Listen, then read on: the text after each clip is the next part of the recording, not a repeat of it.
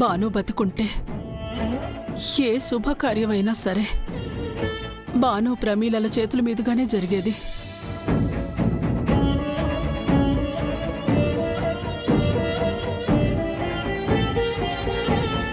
శుభకార్యాల సమయంలో ప్రమీల దూరంగా ఉండడం నా మనసును చాలా కష్టపెడుతోంది.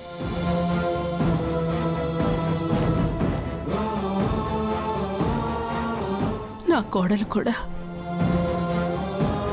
సుమంగళిగా బొట్టు గాజులతో ఉంటే ఎంత బాగుండో అనిపిస్తోంది.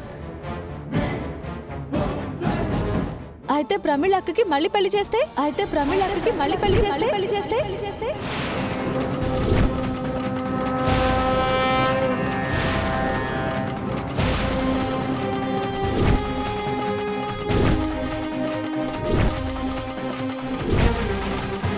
మీ కోరిక తీరుతుంది కదా అమ్మగారు. గంగా, ఏం మాట్లాడుతున్నావో అర్థం అవుతోందా?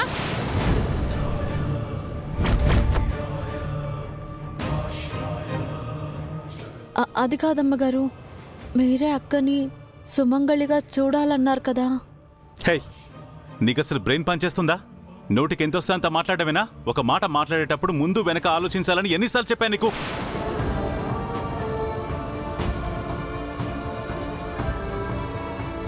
క్షమించండి, ఏదో పొరపాటుగా అనేసా.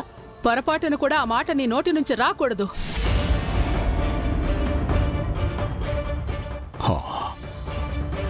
శకుంతల తన అభిప్రాయం తను చెప్పింది, ఇందులో తప్పే ఉంది?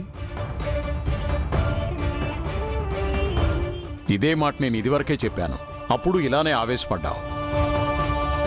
పరిస్థితులన్న తర్వాత ఎప్పుడూ ఒకేలా ఉండవు శకుంతల.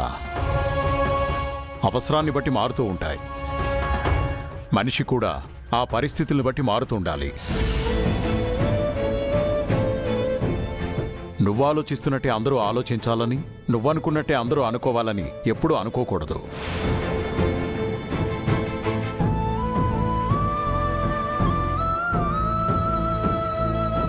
మన విశ్వాం తీసుకో, మనల్ని ఎంత ద్వేషించేవాడు, కానీ ఇప్పుడు తన కూతురి కోసం మన కుటుంబంతో కలిసి నిశ్చితార్థం జరిపించడానికి సిద్ధపడ్డా లేదా? మార్పు మంచిదే.